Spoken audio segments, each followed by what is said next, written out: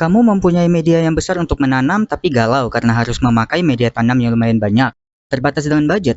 Yuk tonton video ini sampai habis karena di sini aku akan ngasih tahu bagaimana caranya mengisi media tanam di media yang besar dengan hemat, bahkan nol budget jika tidak dihitung dengan medianya.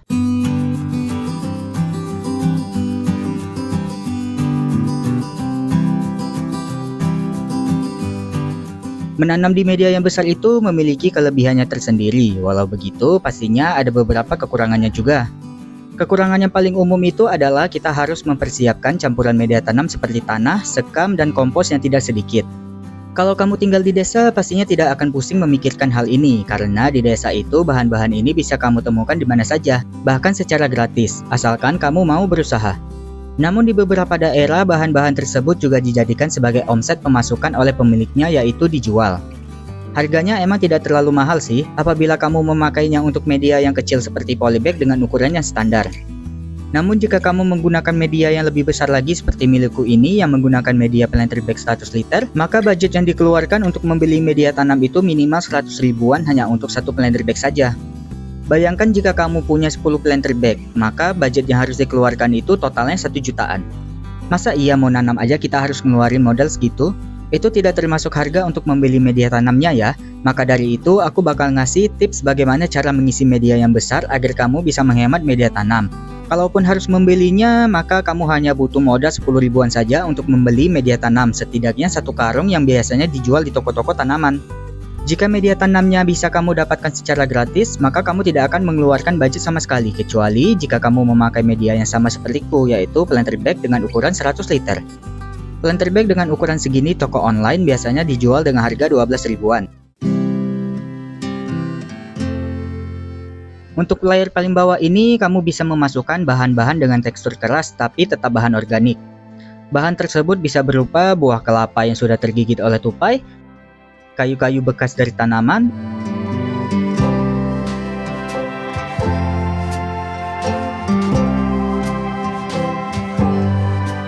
serta sabut kelapa. Untuk bahan sabut kelapa ini bisa digunakan sabut kelapa yang masih baru maupun yang sudah direndam terlebih dahulu dengan air. Biasanya kalau direndam itu tujuannya untuk menghilangkan zat taninnya terlebih dahulu. Mau yang manapun itu bisa kalian pakai keduanya. Karena sabut kelapa ini nantinya akan diletakkan di bagian paling bawah sehingga akar tanaman nantinya tidak akan menjangkau sabut kelapa, kecuali di saat tanaman sudah memasuki masa dewasanya. Di masa dewasa nanti tanaman akan mulai menghasilkan bunga dan buah. Dan di masa ini nantinya akar tanaman baru akan menggapai bahan dari sabut kelapa ini.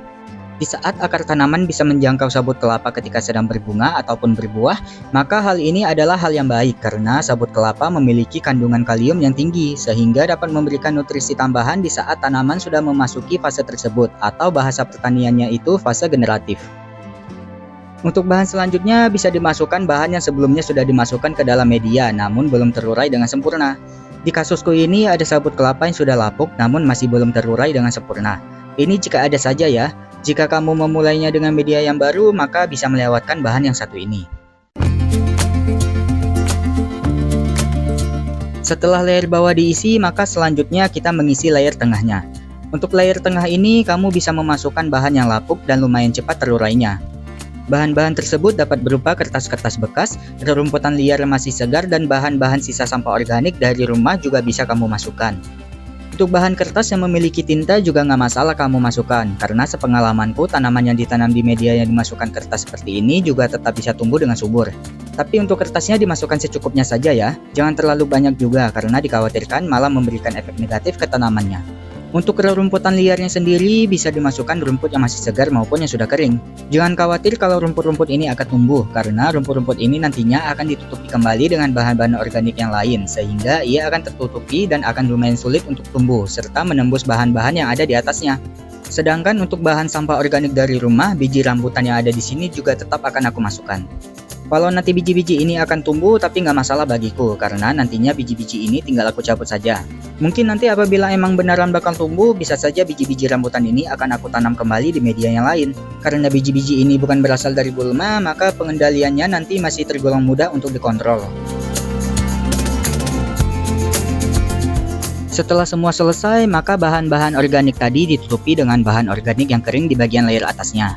Di sini aku menggunakan daun pisang yang sudah kering, abu sisa pembakaran, dan tanah subur sebanyak 1,5 ember bulat ini. Jika kalian tidak punya daun pisang, maka silakan gunakan daun-daun kering lainnya. Jika tidak ada daun kering yang lain di sekitar kalian, maka bisa menggunakan kardus bekas. Yang penting bahan-bahan coklat yang kering ya. Setelah itu, kamu bisa menutup bahan-bahan coklat tadi dengan sedikit tanah. Tapi jangan dipakai semuanya dulu ya. Setelah ditutupi oleh tanah, kemudian kamu bisa menggunakan abu sisa pembakaran untuk dicampurkan ke media tanam. Tujuan dari abu sisa pembakaran ini adalah untuk menetralkan pH yang terdapat pada media tanam. Jika ada arangnya juga bisa sekalian kamu masukkan ya. Kemudian ditutupi kembali dengan sisa tanah yang tadi kita pisahkan. Pisahkan juga sedikit tanahnya lagi ya, karena selagi menunggu bahan-bahan ini terkomposkan di dalam media tanam, maka kamu bisa menanam tanaman yang gampang tumbuh. Di sini aku langsung menyemai benih tanaman kangkung. Sebelum disemai, benih tanaman kangkung direndam terlebih dahulu di dalam air selama 15 menit. Setelah 15 menit berlalu, tebar benih kangkungnya, kemudian ditutupi tipis-tipis dengan tanah yang tadinya dipisah. Terakhir siram kembali benih kangkungnya agar media tanam menjadi lembab. Itulah bagaimana cara mengisi media tanam di media yang besar dengan hemat. Cara ini bisa kamu terapkan di semua media yang besar ya, mau itu 100 liter, 200 liter, bahkan 500 liter juga bisa kamu terapkan metode seperti ini.